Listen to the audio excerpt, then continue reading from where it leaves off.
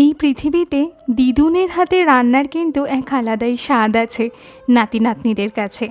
আর দিদুনের হাতের রান্নার এক অন্যতম বৈশিষ্ট্য থাকে, সেখানে তেল, ঘি এবং মশলার কোনো কার্পণ্য থাকে না।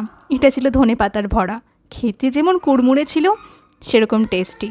আর সঙ্গে ছিল এই বেগুন পোড়া দিয়ে ভাত। বেগুন পোড়া দিয়ে গরম ভাত খেতে কী যে ভালো লাগে।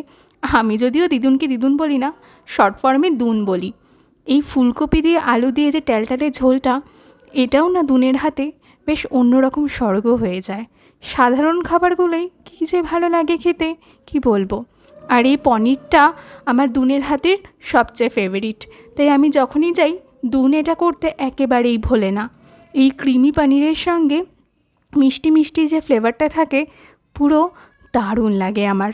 তোমরা লিখে জানিও তো, তোমার দিদুনের হাতের কোন রান্নাটা সবচেয়ে ফেভারিট।